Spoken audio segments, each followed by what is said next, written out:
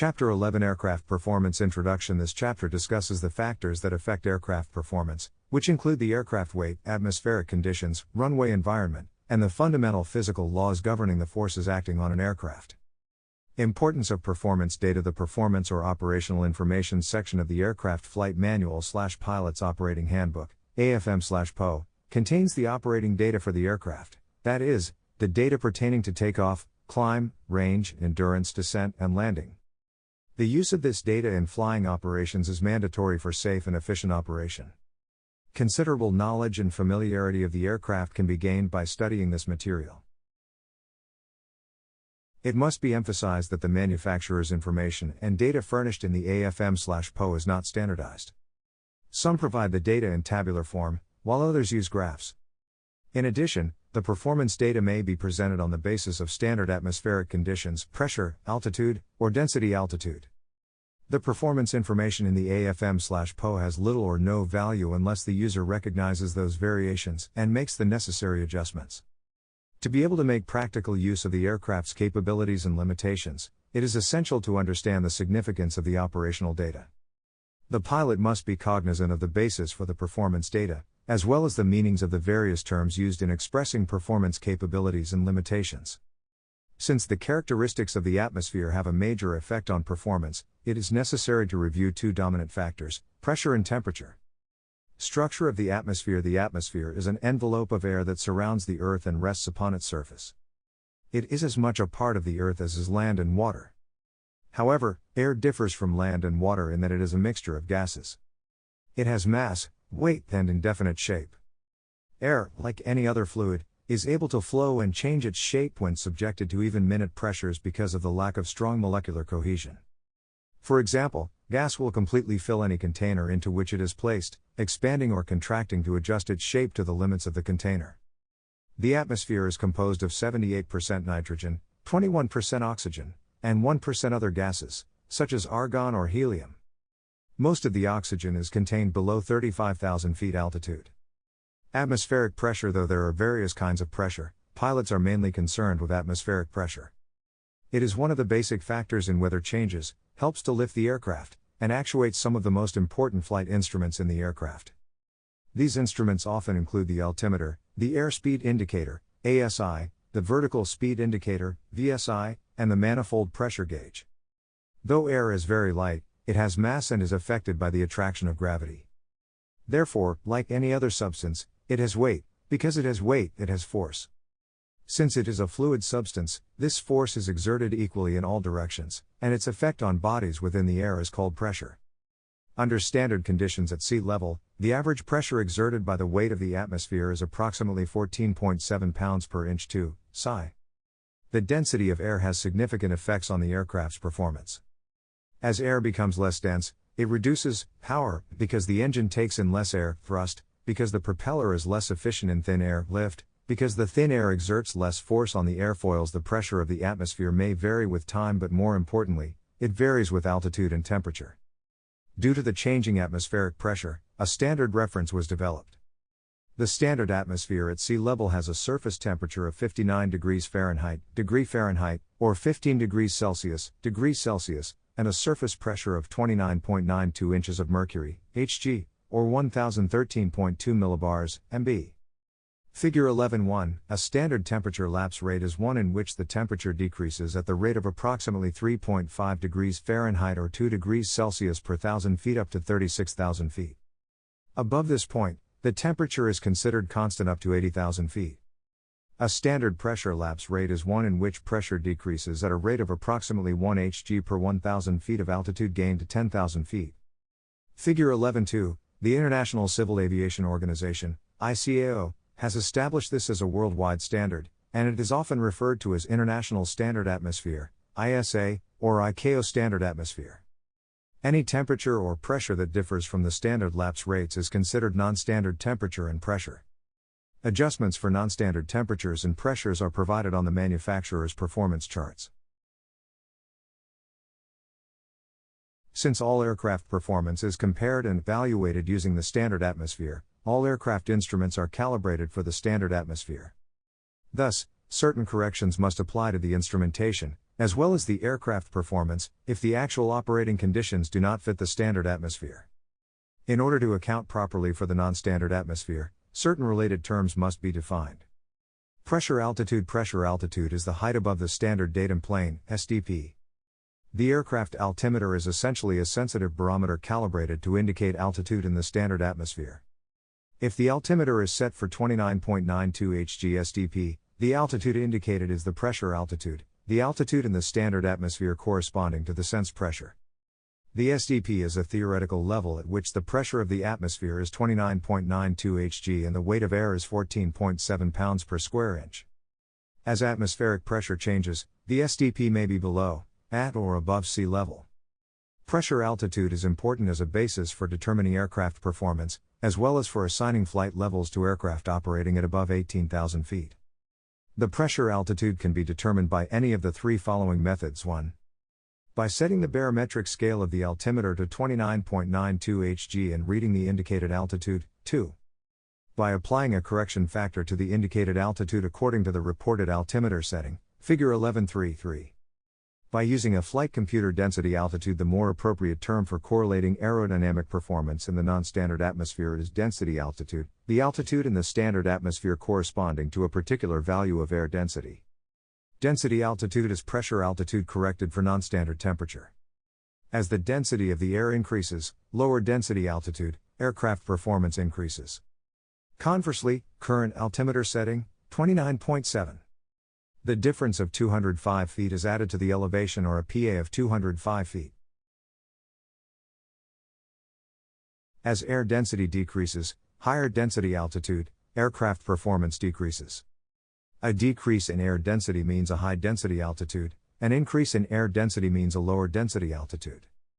Density altitude is used in calculating aircraft performance. Under standard atmospheric condition, air at each level in the atmosphere has a specific density. Under standard conditions, pressure altitude and density altitude identify the same level. Density altitude, then, is the vertical distance above sea level in the standard atmosphere at which a given density is to be found. Density altitude is computed using pressure altitude and temperature. Since aircraft performance data at any level is based upon air density under standard day conditions, such performance data apply to air density levels that may not be identical to altimeter indications. Under conditions higher or lower than standard, these levels cannot be determined directly from the altimeter. Density altitude is determined by first finding pressure altitude and then correcting this altitude for non-standard temperature variations. Since density varies directly with pressure, and inversely with temperature, a given pressure altitude may exist for a wide range of temperature by allowing the density to vary. However, a known density occurs for any one temperature and pressure altitude. The density of the air, of course, has a pronounced effect on aircraft and engine performance. Regardless of the actual altitude at which the aircraft is operating, it will perform as though it were operating at an altitude equal to the existing density altitude. For example, when set at 29.92 Hg, the altimeter may indicate a pressure altitude of 5,000 feet. According to the AFM/PO, the ground run on takeoff may require a distance of 790 feet under standard temperature conditions. However, if the temperature is 20 degrees Celsius above standard, the expansion of air raises the density level. Using temperature correction data from tables or graphs, or by deriving the density altitude with a computer, it may be found that the density level is above 7,000 feet, and the ground run may be closer to 1,000 feet. Air density is affected by changes in altitude, temperature, and humidity. High density altitude refers to thin air while low density altitude refers to dense air. The conditions that result in a high density altitude are high elevations, low atmospheric pressures, high temperatures, high humidity, or some combination of these factors. Lower elevations, high atmospheric pressure, low temperatures, and low humidity are more indicative of low density altitude. Using a flight computer, density altitude can be computed by inputting the pressure altitude and outside air temperature at flight level. Density altitude can also be determined by referring to the table and chart in figures 11-3 and 11-4 respectively. Effects of pressure on density. Since air is a gas, it can be compressed or expanded. When air is compressed, a greater amount of air can occupy a given volume. Conversely, when pressure on a given volume of air is decreased, the air expands and occupies a greater space. That is, the original column of air at a lower pressure. contains a smaller mass of air. In other words, the density is decreased. In fact, density is directly proportional to pressure. If the pressure is doubled, the density is doubled, and if the pressure is lowered, so is the density. This statement is true only at a constant temperature. Effects of temperature on density: increasing the temperature of a substance decreases its density. Conversely, decreasing the temperature increases the density. Thus, the density of air varies inversely with temperature. This statement is true only at a constant pressure. In the atmosphere, both temperature and pressure decrease with altitude, and have conflicting effects upon density. However, the fairly rapid drop in pressure as altitude is increased usually has the dominant effect. Hence, pilots can expect the density to decrease with altitude. Effects of humidity, moisture, on density. The preceding paragraphs are based on the presupposition of perfectly dry air. In reality, it is never completely dry. The small amount of water vapor suspended in the atmosphere may be negligible under certain conditions, but in other conditions humidity may become an important factor in the performance of an aircraft. Water vapor is lighter than air, consequently, moist air is lighter than dry air. Therefore, as the water content of the air increases, the air becomes less dense, increasing density, altitude, and decreasing performance. It is lightest or least dense when, in a given set of conditions, it contains the maximum amount of water vapor. Humidity, also called relative humidity, refers to the amount of water vapor contained in the atmosphere and is expressed as a percentage of the maximum amount of water vapor the air can hold. This amount varies with the temperature. Warm air can hold more water vapor, while colder air can hold less.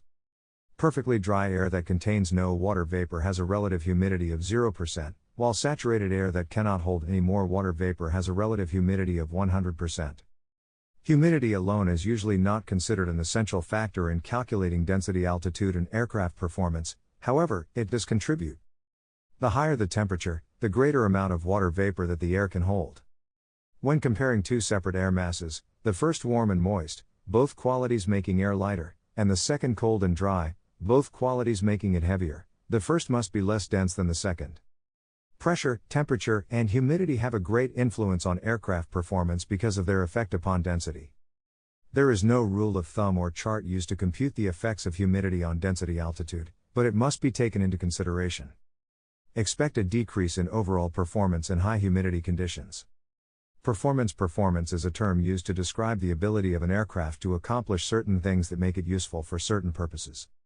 For example, the ability of an aircraft to land and then take off in a very short distance is an important factor to the pilot who operates in and out of short, unimproved airfields. The ability to carry heavy loads, fly at high altitudes at fast speeds, and/or travel long distances is essential for the performance of airline and executive-type aircraft. The primary factors most affected by performance are the takeoff and landing distance, rate of climb, ceiling, payload, range, speed, maneuverability, stability, and fuel economy. Some of these factors are often directly opposed, for example, high speed versus short landing distance, long range versus great payload, and high rate of climb versus fuel economy. It is the preeminence of one or more of these factors that dictates differences between aircraft and explains the high degree of specialization found in modern aircraft. The various items of aircraft performance result from the combination of aircraft and powerplant characteristics. The aerodynamic characteristics of the aircraft generally define the power and thrust requirements at various conditions of flight, while powerplant characteristics generally define the power and thrust available at various conditions of flight. The matching of the aerodynamic configuration with the powerplant is accomplished by the manufacturer to provide maximum performance at the specific design condition, for example, range, endurance, and climb. Straight and level flight. All of the principal components of flight performance involve steady-state flight conditions and equilibrium of the aircraft. For the aircraft to remain in steady, level flight, equilibrium must be obtained by a lift equal to the aircraft weight, and a powerplant thrust equal to the aircraft drag. Thus, the aircraft drag defines the thrust required to maintain steady, level flight. As presented in Chapter 4, Aerodynamics of Flight, all parts of an aircraft contribute to the drag, either induced, from lifting surfaces, or parasite drag. While parasite drag predominates at high speed, induced drag predominates at low speed. Figure 11.5 for example, if an aircraft in a steady flight condition at 100 knots is then accelerated to 200 knots, the parasite drag becomes 4 times as great, but the power required to overcome that drag is 8 times the original value. Conversely, when the Aircraft is operated in steady, level flight at twice as great a speed, the induced drag is 1/4 the original value, and the power required to overcome that drag is only 1/2 the original value.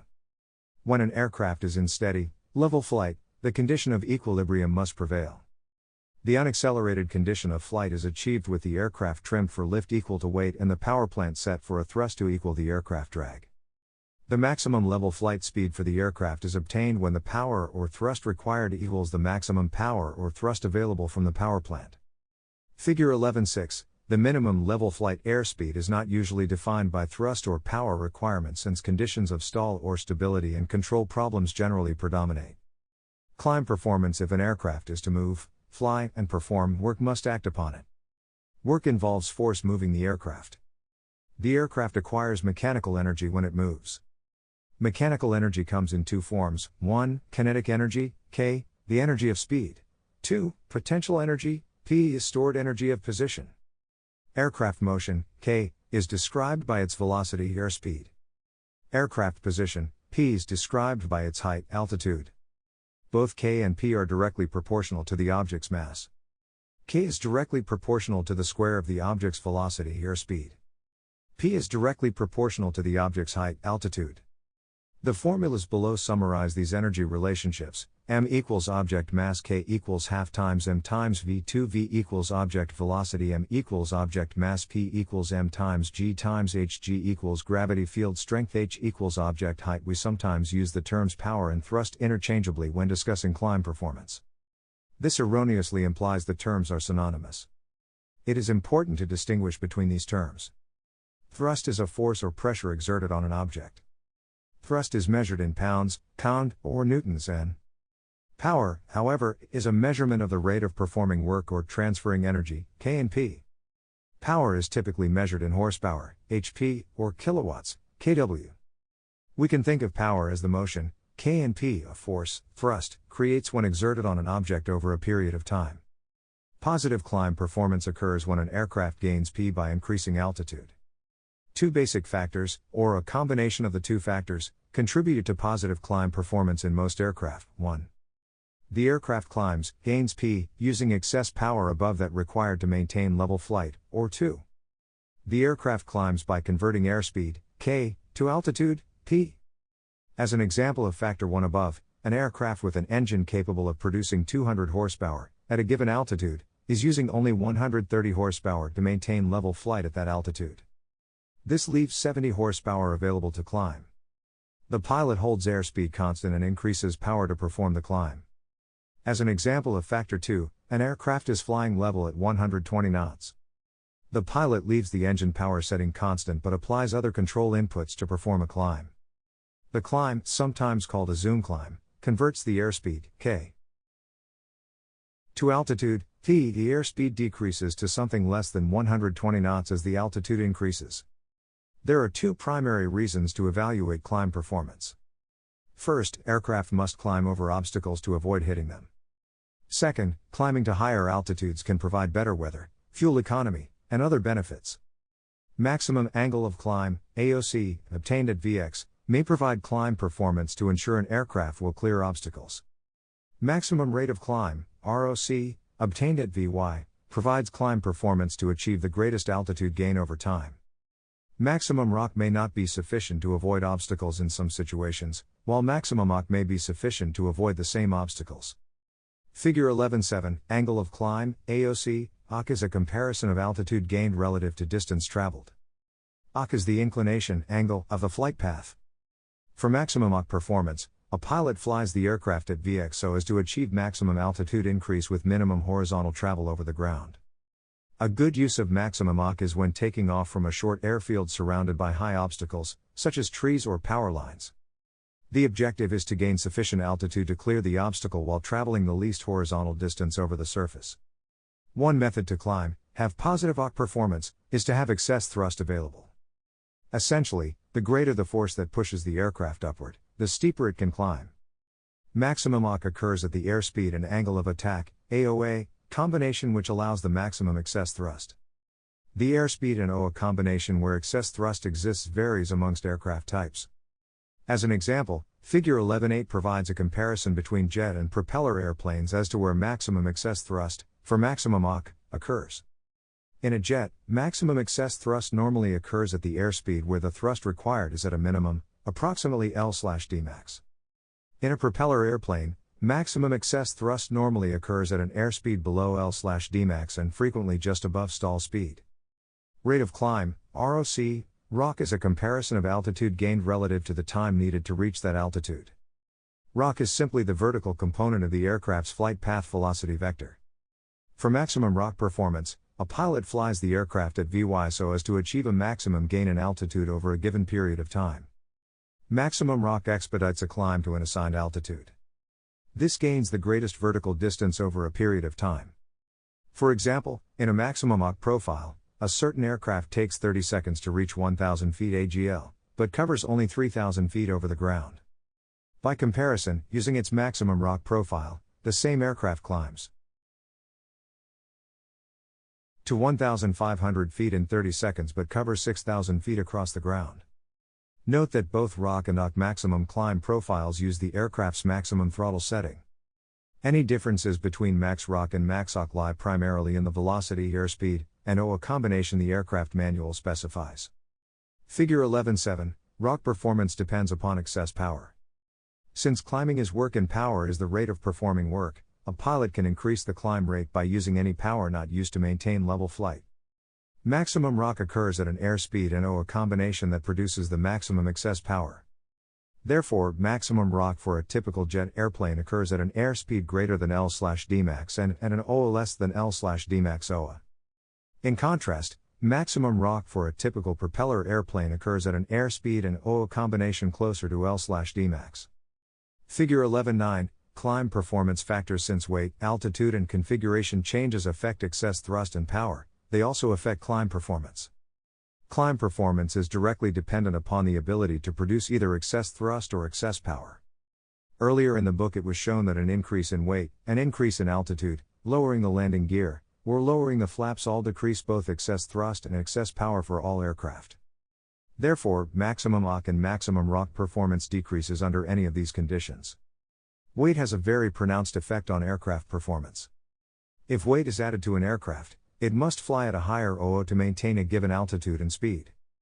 This increases the induced drag of the wings, as well as the parasite drag of the aircraft. Increased drag means that additional thrust is needed to overcome it, which in turn means that less reserve thrust is available for climbing. Aircraft designers go to great lengths to minimize the weight, since it has such a marked effect on the factors pertaining to performance. A change in an aircraft's weight produces a twofold effect on climb performance. First, a change in weight changes the drag and the power required. This alters the reserve power available, which in turn affects both the climb angle and the climb rate. Secondly, an increase in weight reduces the maximum ROC, but the aircraft must be operated at a higher climb speed to achieve the smaller peak climb rate.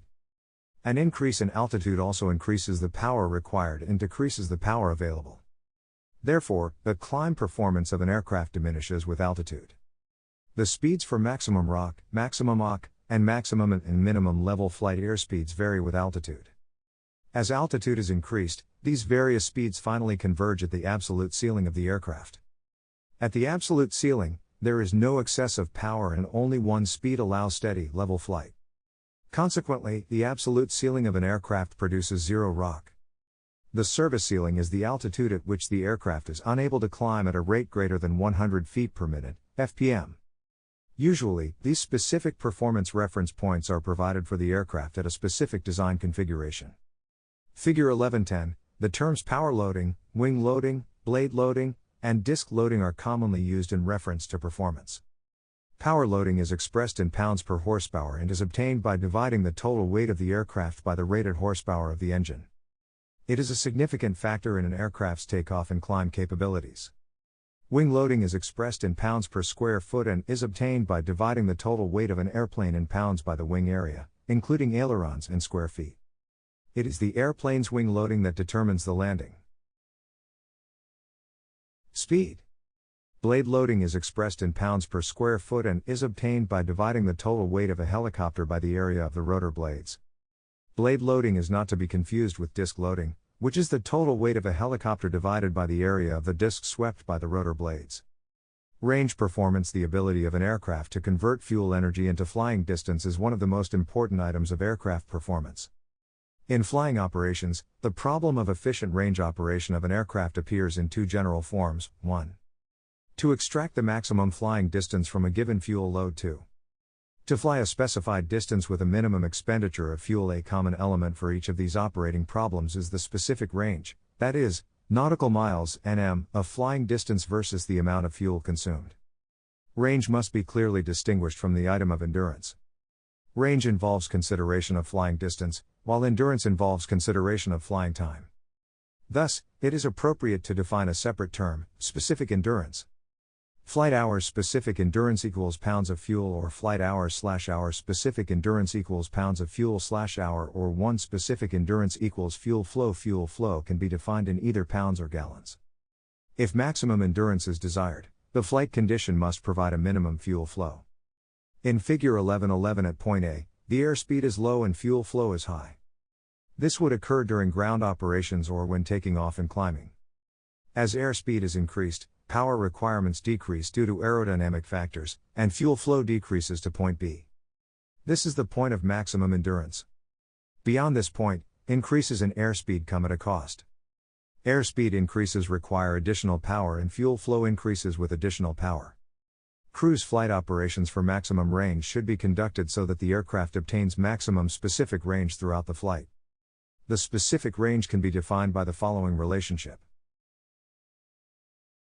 Nm specific range equals pounds of fuel, or Nm/hour specific range equals pounds of fuel/hour, or not specific range equals fuel flow. If maximum specific range is desired, the flight condition must provide a maximum of speed per fuel flow.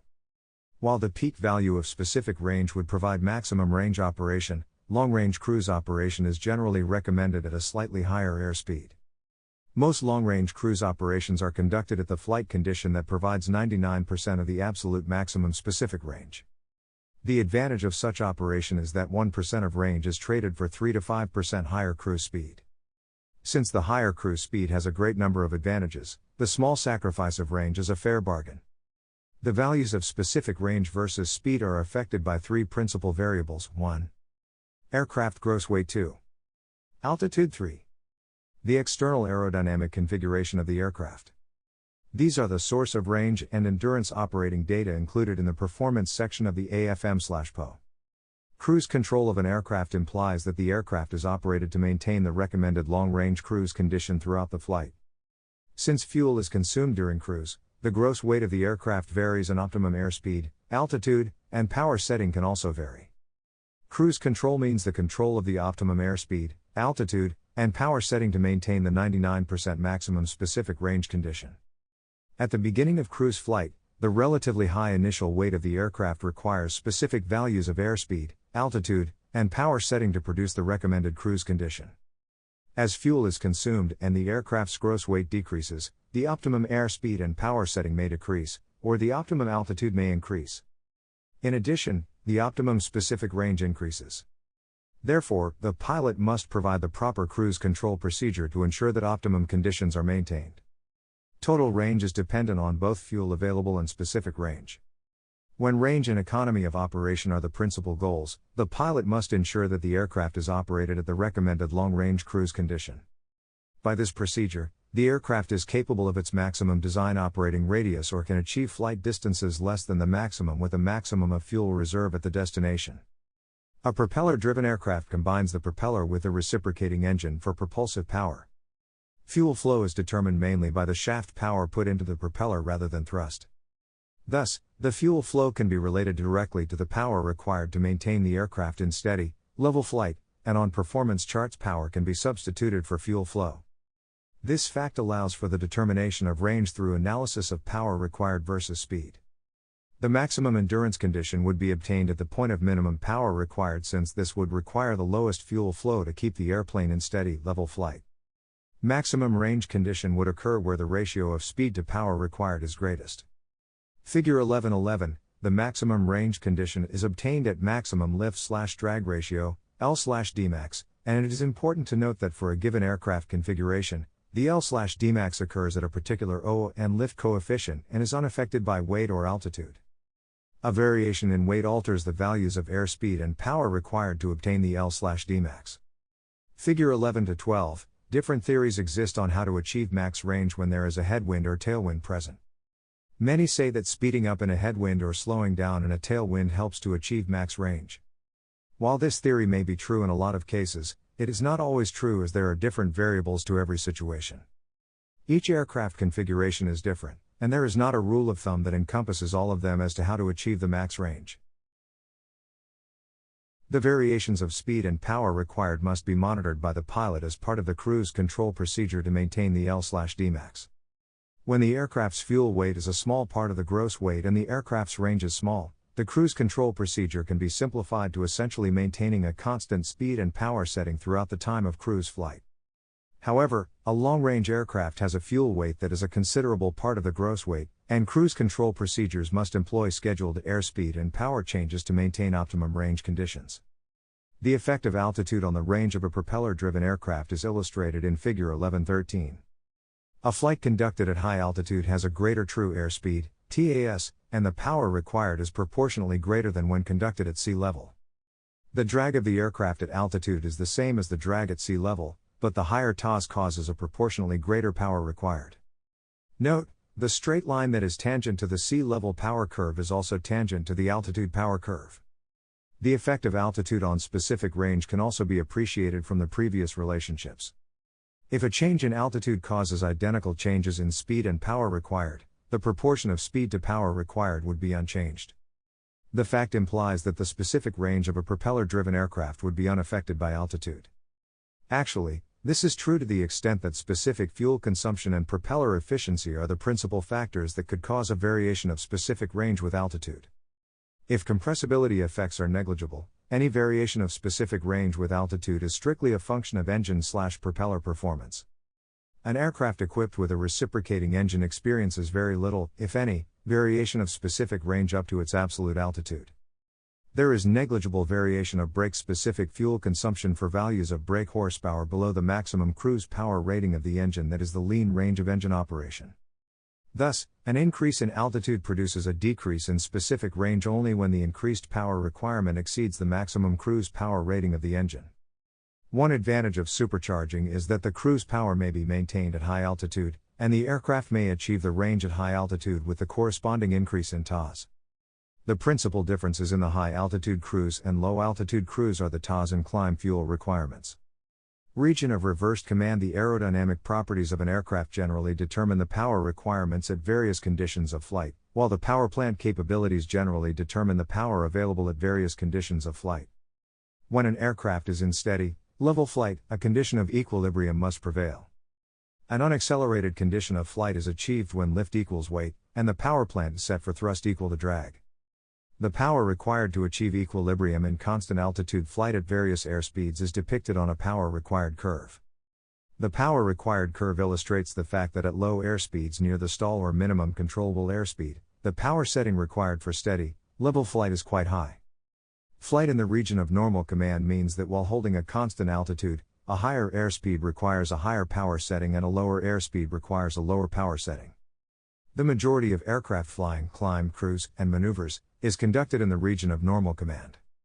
Flight in the region of reversed command means flight in which a higher airspeed requires a lower power setting and a lower airspeed requires a higher power setting to hold altitude.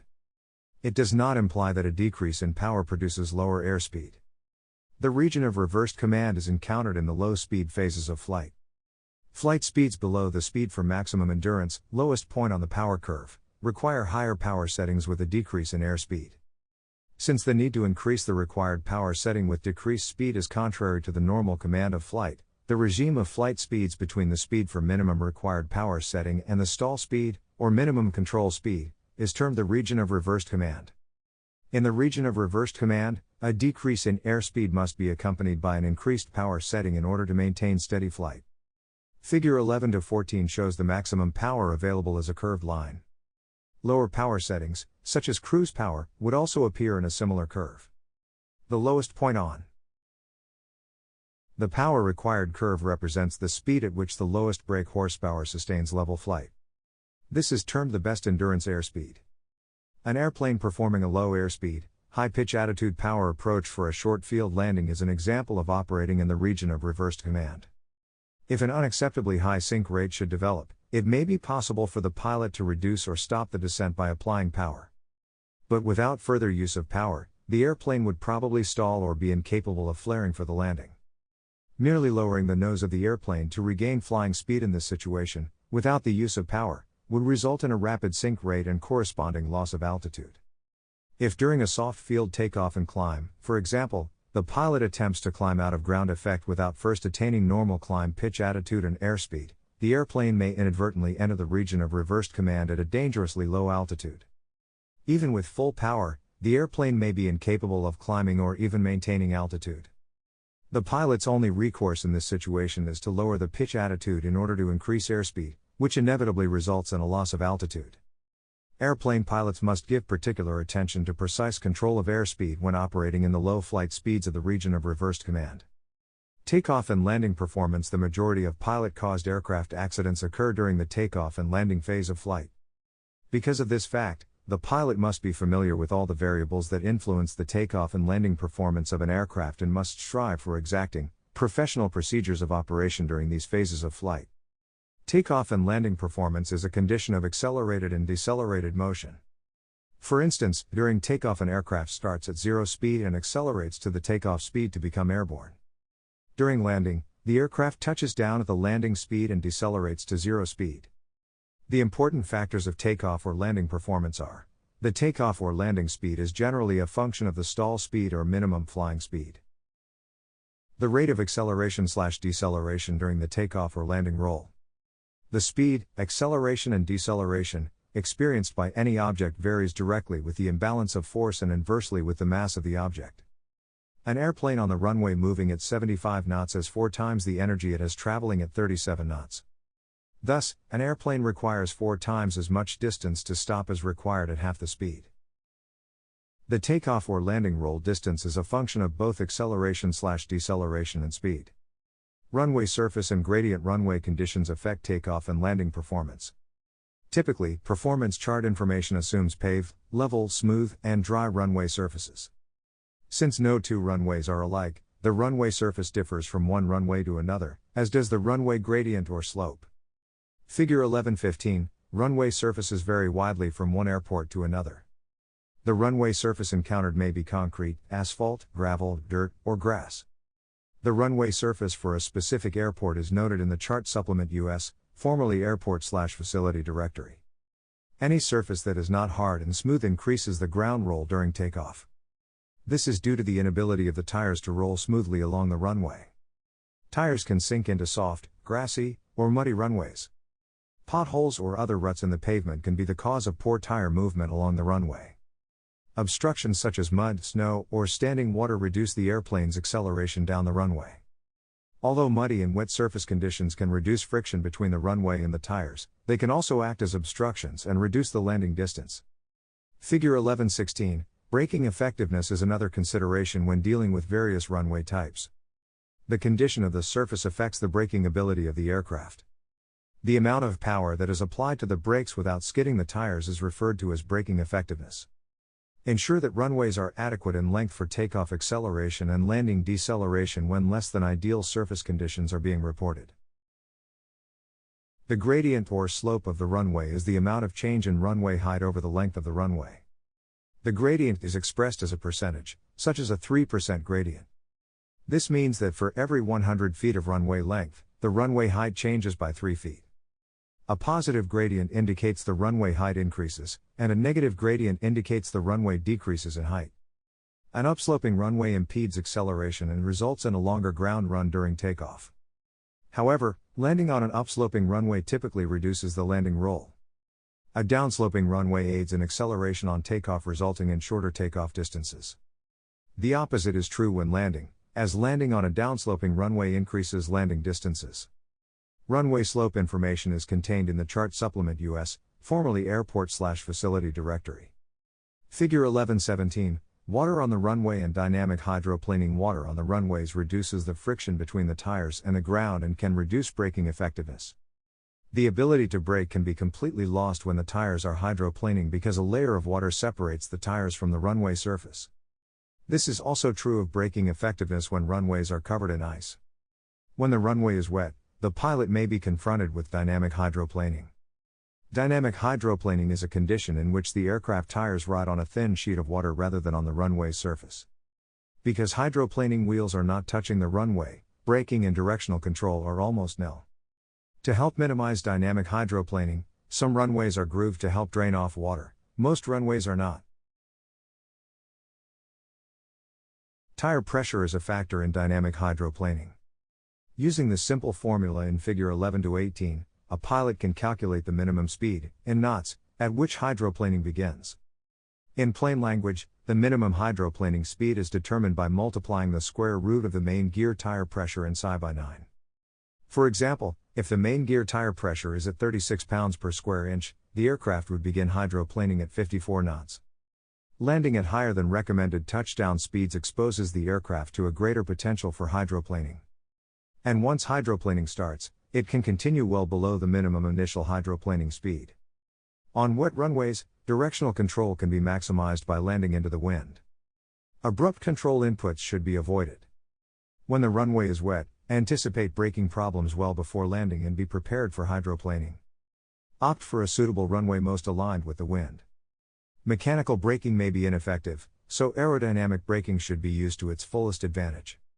Takeoff performance. The minimum takeoff distance is of primary interest in the operation of any aircraft because it defines the runway requirements. The minimum takeoff distance is obtained by taking off at some minimum safe speed that allows sufficient margin above stall and provides satisfactory control and initial rock. Generally, the liftoff speed is some fixed percentage of the stall speed or minimum control speed for the aircraft in the takeoff configuration. As such, the liftoff is accomplished at some particular value of lift coefficient and OA. Depending on the aircraft characteristics, the liftoff speed is anywhere from 1.05 to 1.25 times the stall speed or minimum control speed. To obtain minimum takeoff distance at the specific liftoff speed, the forces that act on the aircraft must provide the maximum acceleration during the takeoff roll. The various forces acting on the aircraft may or may not be under the control of the pilot, and various procedures may be necessary in certain aircraft to maintain takeoff acceleration at the highest value. The power plant thrust is the principal force to provide the acceleration and, for minimum takeoff distance, the output thrust should be at a maximum. Lift and drag are produced as soon as the aircraft has speed, and the values of lift and drag depend on the OA and dynamic pressure. As discussed in Chapter 6, Engine Pressure Ratio, EPR, is the ratio between exhaust pressure, jet blast, and inlet static pressure on a turbojet or turbofan engine. An EPR gauge tells the pilot how much power the engines are generating. The higher the EPR, the higher the engine thrust.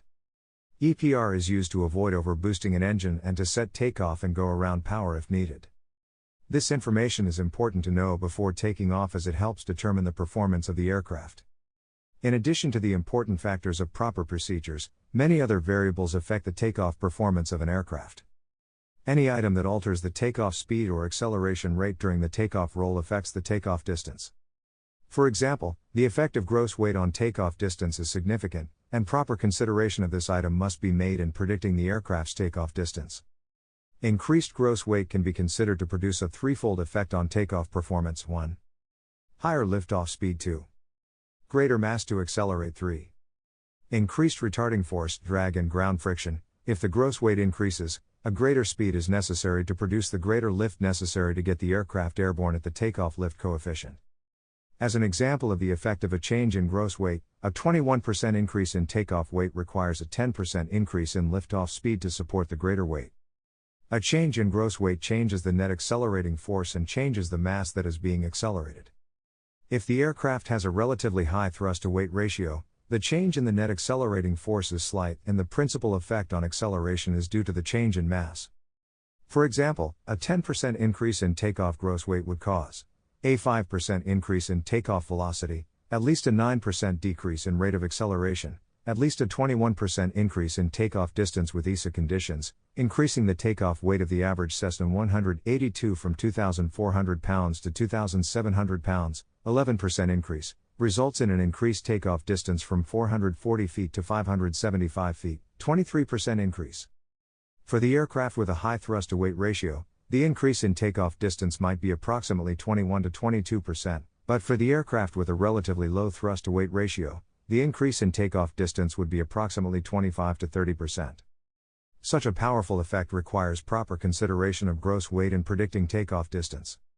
The effect of wind on takeoff distance is large, and proper consideration must also be provided when predicting takeoff distance. The effect of a headwind is to allow the aircraft to reach the liftoff speed at a lower ground speed, while the effect of a tailwind is to require the aircraft to achieve a greater ground speed to attain the liftoff speed. A headwind that is 10% of the takeoff airspeed reduces the takeoff distance approximately 19%. However, a tailwind that is 10% of the takeoff airspeed increases the takeoff distance approximately 21%. In the case where the headwind speed is 50% of the takeoff speed, the takeoff distance would be approximately 25% of the zero wind takeoff distance, 75% reduction. The effect of wind on landing distance is identical to its effect on takeoff distance. Figure 11.19 illustrates the general effect of wind by the percent change in takeoff or landing distance as a function of the ratio of wind velocity to takeoff or landing speed. The effect of proper takeoff speed is especially important when runway lengths and takeoff distances are critical. The takeoff speeds specified in the AFM/PO are generally the minimum safe speeds at which the aircraft can become airborne. Any attempt to take off below the recommended speed means that the aircraft could stall, be difficult to control, or have a very low initial rock. In some cases, an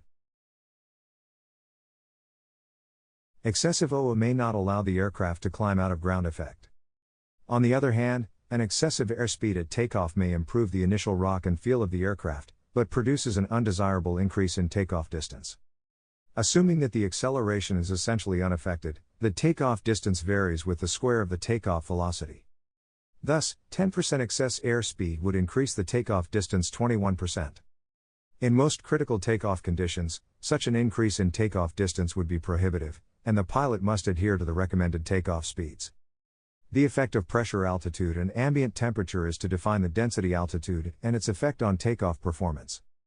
While subsequent corrections are appropriate for the effect of temperature on certain items of powerplant performance, density altitude defines specific effects on takeoff performance. An increase in density altitude can produce a twofold effect on takeoff performance. 1. Greater takeoff speed. 2. Decreased thrust and reduced net accelerating force. If an aircraft of given weight and configuration is operated at greater heights above standard sea level, the aircraft requires the same dynamic pressure to become airborne at the takeoff lift coefficient. Thus, the aircraft at altitude takes off at the same indicated airspeed, IAS, as at sea level, but because of the reduced air density, the TAS is greater. The effect of density altitude on powerplant thrust depends much on the type of powerplant.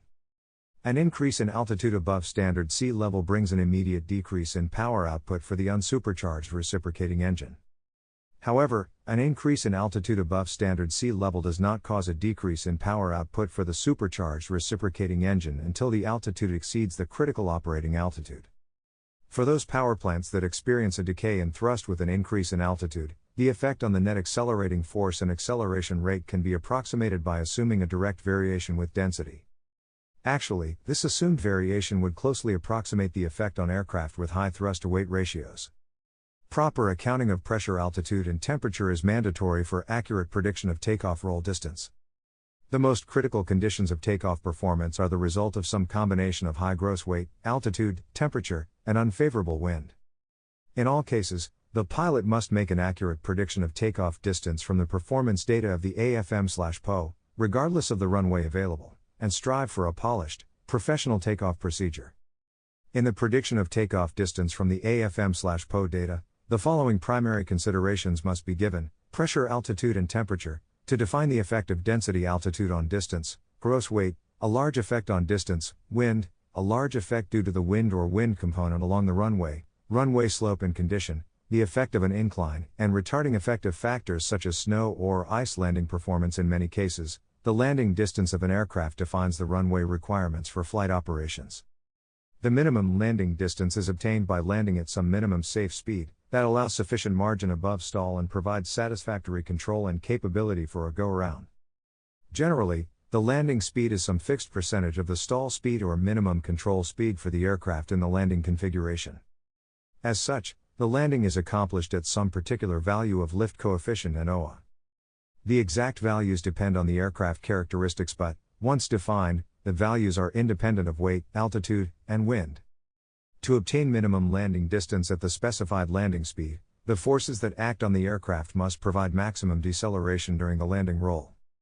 The forces acting on the aircraft during the landing roll may require various procedures to maintain landing deceleration at the peak value. A distinction should be made between the procedures for minimum landing distance and an ordinary landing roll with considerable excess runway available.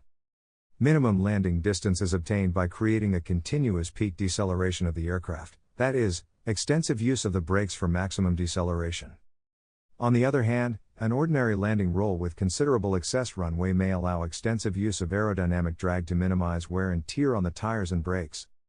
If aerodynamic drag is sufficient to cause deceleration, it can be used in deference to the brakes in the early stages of the landing roll, i.e., brakes and tires suffer from continuous hard use, but aircraft aerodynamic drag is free and does not wear out with use.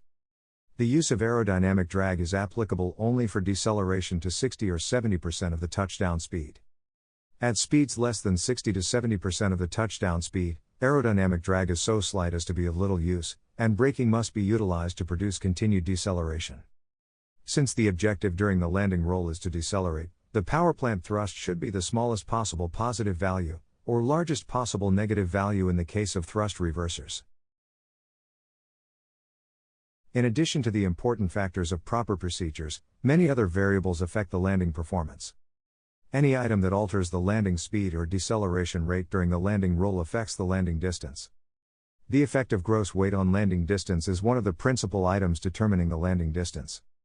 One effect of an increased gross weight is that a greater speed is required to support the aircraft at the landing OA and lift coefficient. For an example of the effect of a change in gross weight, a 21% increase in landing weight requires a 10% increase in landing speed to support the greater weight. When minimum landing distances are considered, braking friction forces predominate during the landing roll and, for the majority of aircraft configurations, braking friction is the main source of deceleration. The minimum landing distance varies in direct proportion to the gross weight. For example, a 10% increase in gross weight at landing would cause a 5% increase in landing velocity, 10% increase in landing distance. A contingency of this is the relationship between weight and braking friction force. The effect of wind on landing distance is large and deserves proper consideration when predicting landing distance. Since the aircraft lands at a particular airspeed independent of the wind, the principal effect of wind on landing distance is the change in the ground speed at which the aircraft touches down. The effect of wind on deceleration during the landing is identical to the effect on acceleration during the takeoff. The effect of pressure, altitude, and ambient temperature is to define density altitude and its effect on landing performance. An increase in density altitude increases the landing speed but does not alter the net retarding force. Thus, the aircraft at altitude lands at the same EAS as at sea level, but, because of the reduced density, the TAS is greater. Since the aircraft lands at altitude with the same weight and dynamic pressure, the drag and braking friction throughout the landing roll have the same values as at sea level. As long as the condition is within the capability of the brakes, the net retarding force is unchanged, and the deceleration is the same as with the landing at sea level. Since an increase in altitude does not alter deceleration, the effect of density altitude on landing distance is due to the greater TAS. The minimum landing distance at 5,000 feet is 16% greater than the minimum landing distance at sea level. The approximate increase in landing distance with altitude is approximately 3.5% for each 1,000 feet of altitude. Proper accounting of density altitude is necessary to accurately predict landing distance. The effect of proper landing speed is important when runway lengths and landing distances are critical. The landing speeds specified in the AFM/PO are generally the minimum safe speeds at which the aircraft can be landed. Any attempt to land at below the specified speed may mean that the aircraft may stall, be difficult to control, or develop high rates of descent. On the other hand, an excessive speed at landing may improve the controllability slightly, especially in crosswinds, but causes an undesirable increase in landing distance. A 10% excess landing speed causes at least a 21% increase in landing distance. The excess speed places a greater working load on the brakes because of the additional kinetic energy to be dissipated. Also, the additional speed causes increased drag and lift in the normal ground attitude, and the increased lift reduces the normal force on the braking surfaces. The deceleration during this range of speed immediately after touchdown may suffer, and it is more probable for a tire to be blown out from braking at this point. The most critical conditions of landing performance are combinations of high gross weight, high density altitude, and unfavorable wind. These conditions produce the greatest required landing distances and critical levels of energy dissipation on the brakes. In all cases, it is necessary to make an accurate prediction of minimum landing distance to compare with the available runway. A polished, professional landing procedure is necessary because the landing phase of flight accounts for more pilot-caused aircraft accidents than any other single phase of flight. In the prediction of minimum landing distance from the AFM/PO data, the following considerations must be given. Pressure, altitude and temperature, to define the effective density altitude, gross weight, which defines the CAS for landing, wind, a large effect due to wind or wind component along the runway, runway slope and condition, relatively small correction for ordinary values of runway slope, but a significant effect of snow, ice, or soft ground. A tail wind of 10 knots increases the landing distance by about 21%. An increase of landing speed by 10% increases the landing distance by 20%. Hydroplaning makes braking ineffective until a decrease of speed that can be determined by using Figure 11.18. For instance, a pilot is downwind for runway 18, and the tower asked if runway 27 could be accepted. There is a light rain and the winds are out of the east at 10 knots. The pilot accepts because he or she is approaching the extended centerline of runway 27. The turn is tight and the pilot must descend, dive, to get to runway 27. After becoming aligned with the runway and at 50 feet AGL, the pilot is already 1,000 feet down the 3,500 feet runway. The airspeed is still high by about 10%, should be at 70 knots and is at about 80 knots. The wind of 10 knots is blowing from behind. First, the airspeed being high by about 10%, 80 knots versus 70 knots, as presented in the performance chapter, results in a 20% increase in the landing distance. In performance planning, the pilot determined that at 70 knots the distance would be 1,600 feet. However, now it is increased by 20% and the required distance is now 1,920 feet. The newly revised landing distance of 1,920 feet is also affected by the wind. In looking at Figure 11.19, the affect of the wind is an additional 20% for every 10 miles per hour, mile per hour, and wind. This is computed not on the original estimate but on the estimate based upon the increased airspeed. Now the landing distance is increased by another 320 feet for a total requirement of 2,240 feet to land the airplane after reaching 50 feet AGL. That is the original estimate of 1,600 under planned conditions plus the additional 640 feet for excess speed and the tailwind. Given the pilot overshot the threshold by 1,000 feet, the total length required is 3,240 on a 3,500 foot runway, 260 feet to spare. But this is in a perfect environment. Most pilots become fearful as the end of the runway is facing them just ahead. A typical pilot reaction is to brake, and brake hard.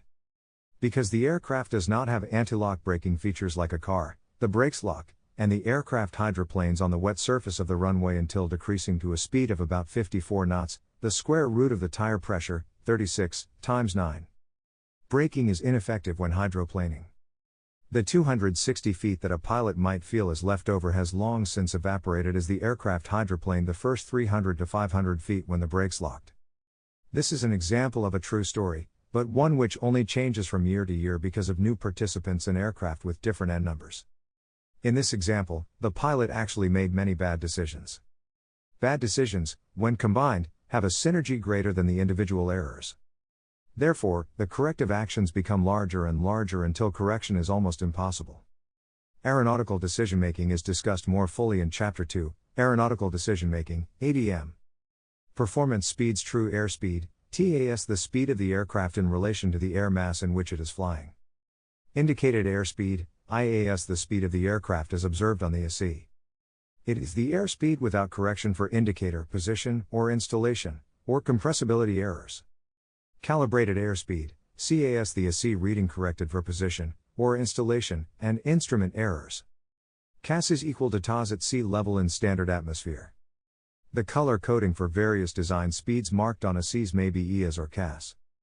Equivalent airspeed, EAS the AC reading corrected for position, or installation, for instrument error, and for adiabatic compressible flow for the particular altitude. EAS is equal to CAS at sea level in standard atmosphere. VS0, the calibrated power-off stalling speed or the minimum steady flight speed at which the aircraft is controllable in the landing configuration. VS1, the calibrated power-off stalling speed or the minimum steady flight speed at which the aircraft is controllable in a specified configuration. VY, the speed at which the aircraft obtains the maximum increase in altitude per unit of time. This best rock speed normally decreases slightly with altitude. Vx, the speed at which the aircraft obtains the highest altitude in a given horizontal distance. This best dock speed normally increases slightly with altitude. VLE, the maximum speed at which the aircraft can be safely flown with the landing gear extended. This is a problem involving stability and controllability. VLO, the maximum speed at which the landing gear can be safely extended or retracted. This is a problem involving the air loads imposed on the operating mechanism during extension or retraction of the gear. VFE, the highest speed permissible with the wing flaps in a prescribed extended position. This is because of the air loads imposed on the structure of the flaps. VA, the calibrated design maneuvering airspeed. This is the maximum speed at which the limit load can be imposed, either by gusts or full deflection of the control surfaces, without causing structural damage. Operating at or below. Maneuvering speed does not provide structural protection against multiple full control inputs in one axis or full control inputs in more than one axis at the same time. VN0, the maximum speed for normal operation or the maximum structural cruising speed. This is the speed at which exceeding the limit load factor may cause permanent deformation of the aircraft structure. VNE, the speed that should never be exceeded. If flight is attempted above this speed, structural damage or structural failure may result. Performance charts. Performance charts allow a pilot to predict the takeoff, climb, cruise, and landing performance of an aircraft. These charts, provided by the manufacturer, are included in the AFM/PO. Information the manufacturer provides on these charts has been gathered from test flights conducted in a new aircraft, under normal operating conditions while using average piloting skills, and with the aircraft and engine in good working order. Engineers record the flight data and create performance charts based on the behavior of the aircraft during the test flights. By using these performance charts, a pilot can determine the runway length needed to take off and land, the amount of fuel to be used during flight, and the time required to arrive at the destination. It is important to remember that the data from the charts will not be accurate if the aircraft is not in good working order or when operating under adverse conditions. Always consider the necessity to compensate for the performance numbers if the aircraft is not in good working order or piloting skills are below average. Each aircraft performs differently and, therefore, has different performance numbers. Compute the performance of the aircraft prior to every flight, as every flight is different. See Appendix for examples of performance charts for a Cessna Model 172R and Challenger 605. Every chart is based on certain conditions and contains notes on how to adapt the information for flight conditions.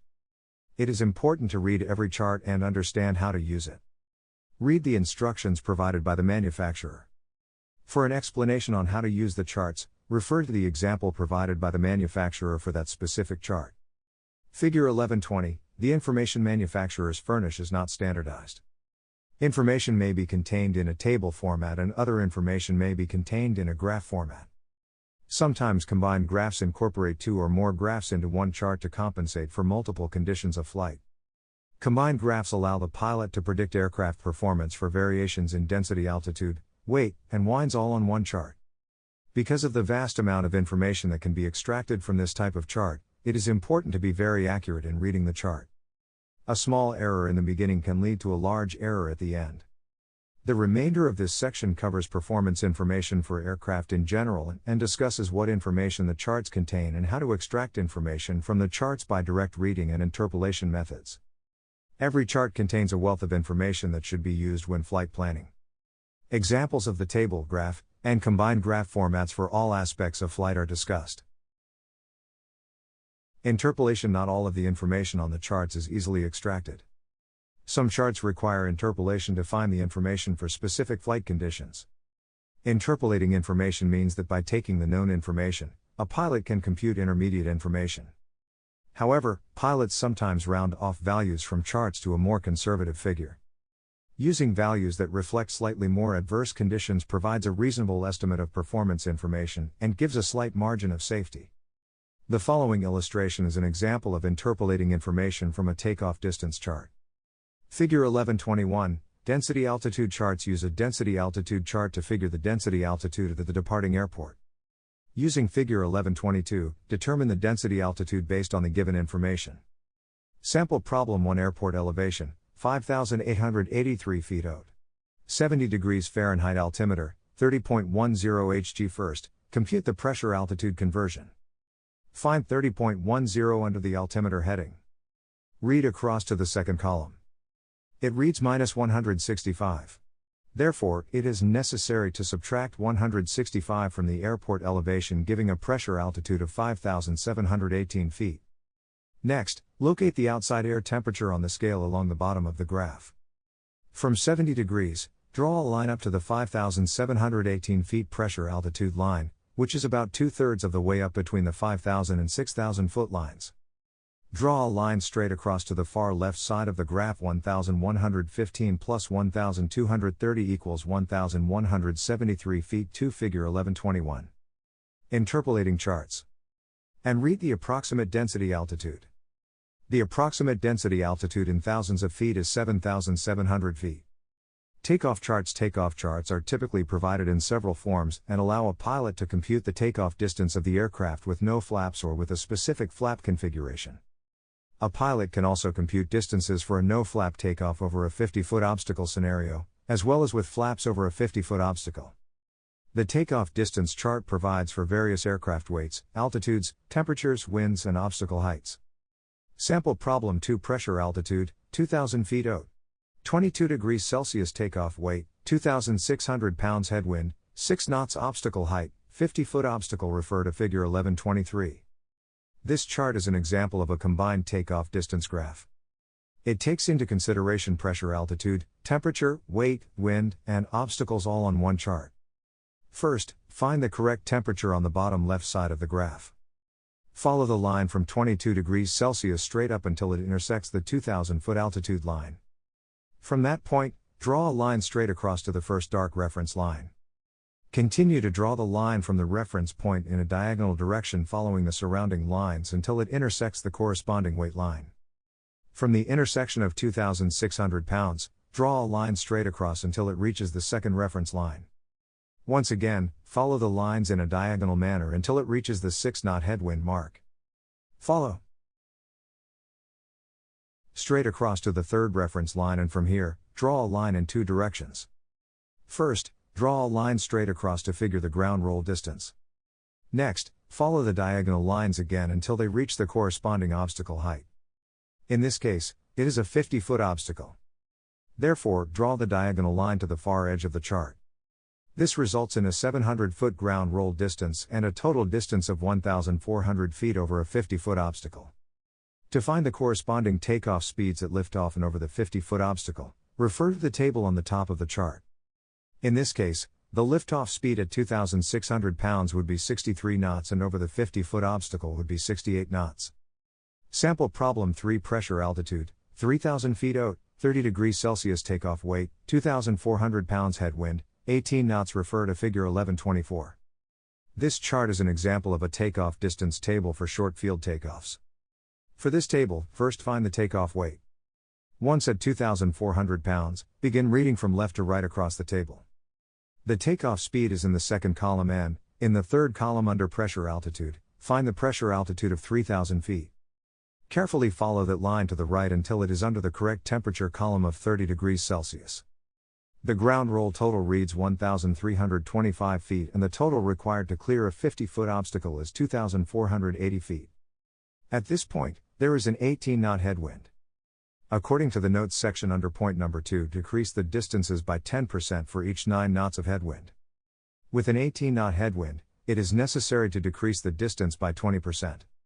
Multiply 1,325 feet by 20%, 1,325 times 0.20 equals 265, subtract the product from the total distance, 1,325 to 265 equals 1,060. Repeat this process for the total distance over a 50-foot obstacle.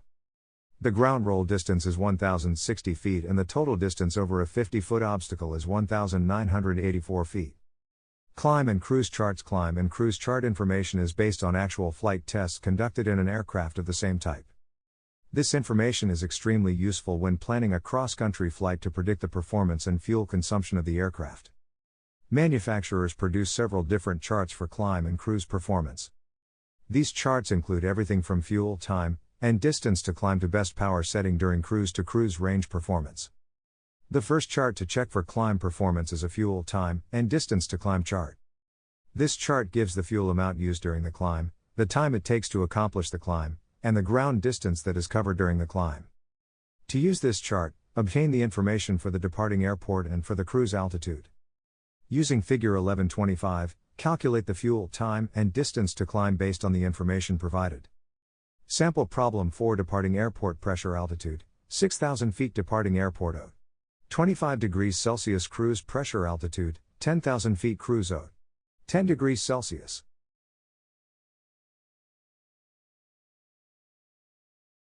First, find the information for the departing airport. Find the OAT for the departing airport along the bottom, left side of the graph. Follow the line from 25 degrees Celsius straight up until it intersects the line corresponding to the pressure altitude of 6,000 feet. Continue this line straight across until it intersects all three lines for fuel, time, and distance. Draw a line straight down from the intersection of altitude and fuel, altitude and time, and a third line at altitude and distance. It should read 3.5 gallons of fuel, 6 minutes of time, and 9 nm. Next, repeat the steps to find the information for the cruise altitude. It should read 6 gallons of fuel, 10.5 minutes of time, and 15 nautical miles.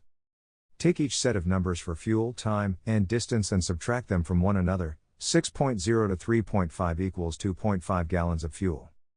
It takes 2.5 gallons of fuel and 4 minutes of time to climb to 10,000 feet. During that climb, the distance covered is 6 nm. Remember, according to the notes at the top of the chart, these numbers do not take into account wind, and it is assumed maximum continuous power is being used. The next example is a fuel, time, and distance to climb table. For this table, use the same basic criteria as for the previous chart. However, it is necessary to figure the information in a different manner. Refer to figure 1126 to work the following sample problem. Sample problem 5 Departing airport pressure altitude, sea level departing airport OAT. 22 degrees Celsius cruise pressure altitude, 8,000 feet takeoff weight, 3,400 pounds to begin. Find the given weight of 3,400 in the first column of the chart.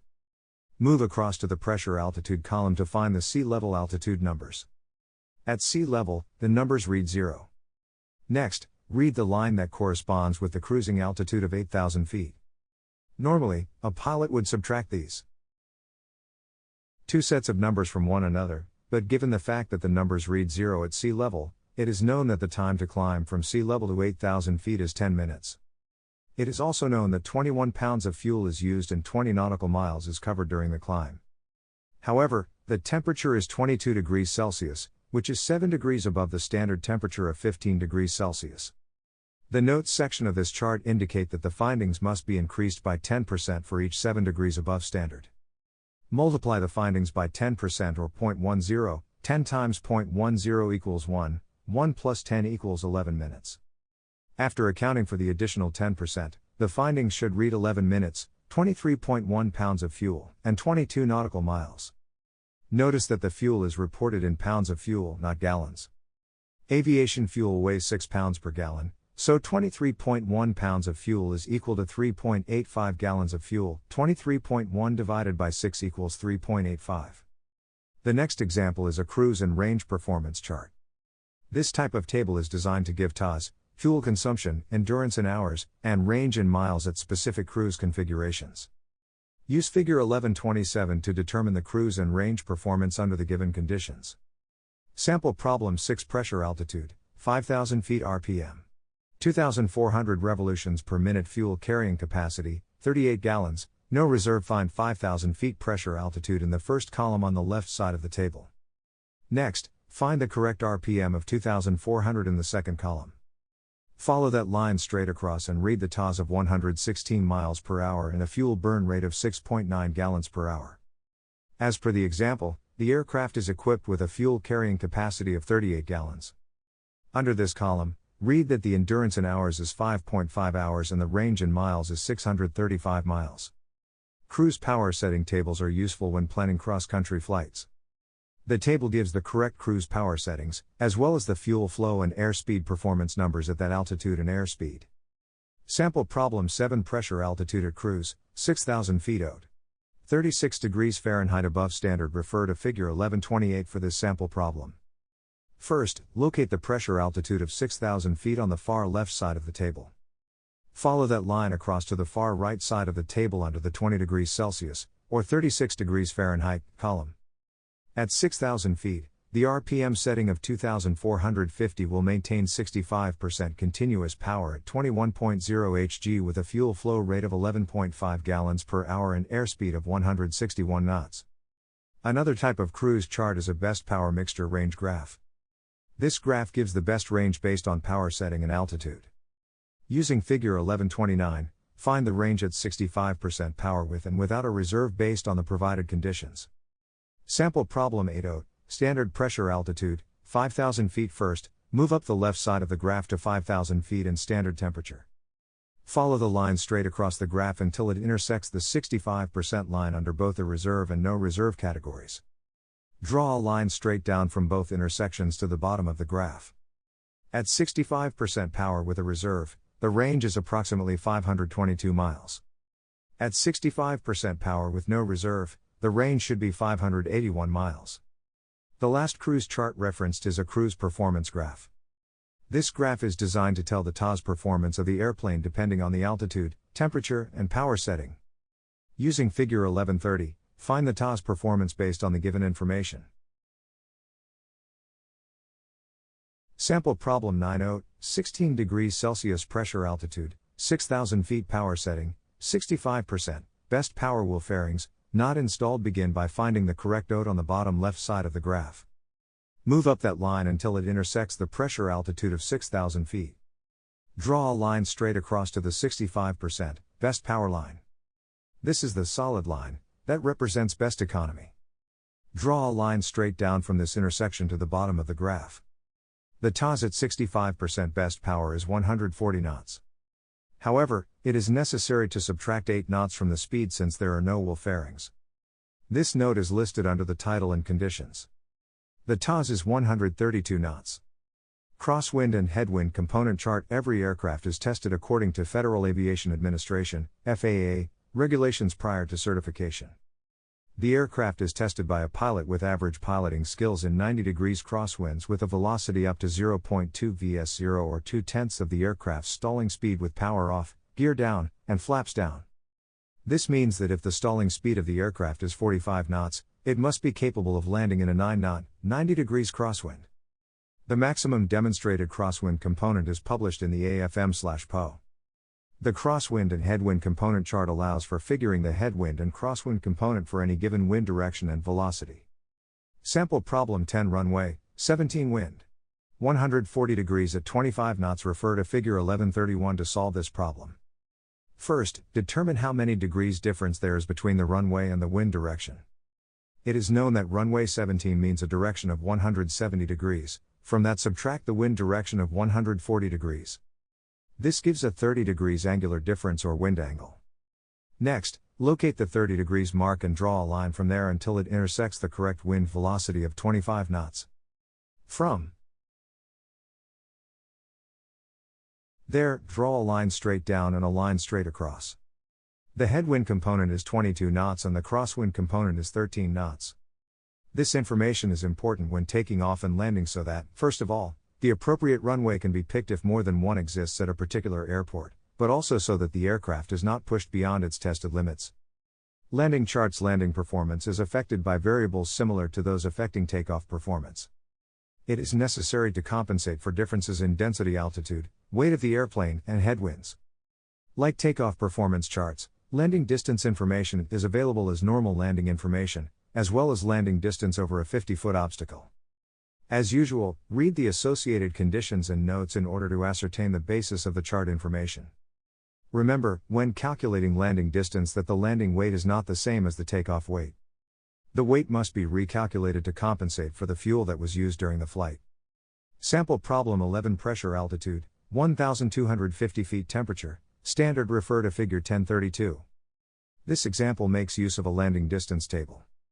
Notice that the altitude of 1,250 feet is not on this table. It is, therefore, necessary to interpolate to find the correct landing distance. The pressure altitude of 1,250 is halfway between sea level and 2,500 feet. First, find the column for sea level and the column for 2,500 feet. Take the total distance of 1,075 for sea level and the total distance of 1,135 for 2,500 and add them together. Divide the total by 2 to obtain the distance for 1,250 feet. The distance is 1,105 feet total landing distance to clear a 50-foot obstacle. Repeat this process to obtain the ground roll distance for the pressure altitude. The ground roll should be 457.5 feet. Sample problem 12-0. 57 degrees Fahrenheit pressure altitude. 4,000 feet landing weight, 2,400 pounds headwind. 6 knots obstacle height. 50 feet using the given conditions in Figure 1133, determine the landing distance for the aircraft. This graph is an example of a combined landing distance graph and allows compensation for temperature, weight, headwinds, tailwinds, and varying obstacle height. Begin by finding the correct node on the scale on the left side of the chart.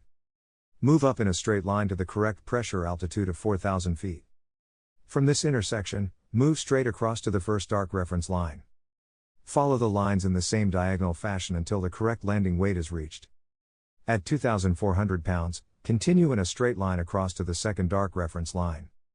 Once again, draw a line in a diagonal manner to the correct wind component and then straight across to the third arc reference line. From this point, draw a line in 2 separate directions, one straight across to figure the ground roll and one in a diagonal manner to the correct obstacle height. This should be 975 feet for the total ground roll and 1,500 feet for the total distance over a 50-foot obstacle.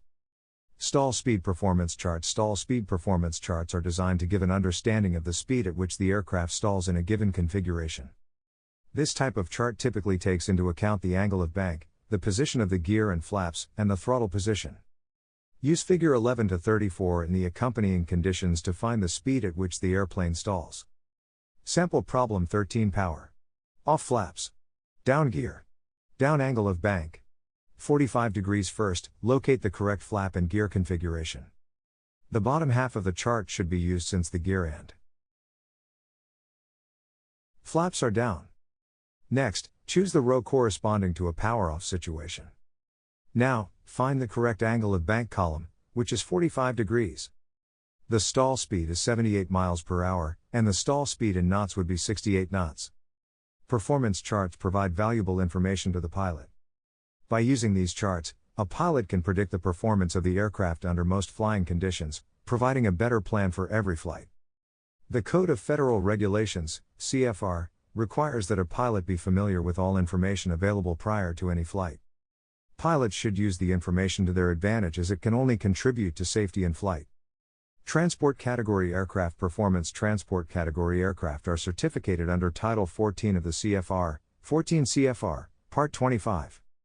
For additional information concerning transport category airplanes, consult the Airplane Flying Handbook, FAA H8083-3, as revised. Transport category helicopters are certificated under 14 CFR Part 29. Air Carrier Obstacle Clearance Requirements. For information on air carrier obstacle clearance requirements, consult the Instrument Procedures Handbook, FAA H8083-16, as revised. Chapter Summary. Performance characteristics and capabilities vary greatly among aircraft. As transport aircraft become more capable and more complex, most operators find themselves having to rely increasingly on computerized flight mission planning systems. These systems may be on board or used during the planning phase of the flight. Moreover, aircraft weight, atmospheric conditions, and external environmental factors can significantly affect aircraft performance. It is essential that a pilot become intimately familiar with the mission planning programs, performance characteristics, and capabilities of the aircraft being flown, as well as all of the onboard computerized systems in today's complex aircraft. The primary source of this information is the AFM/PO.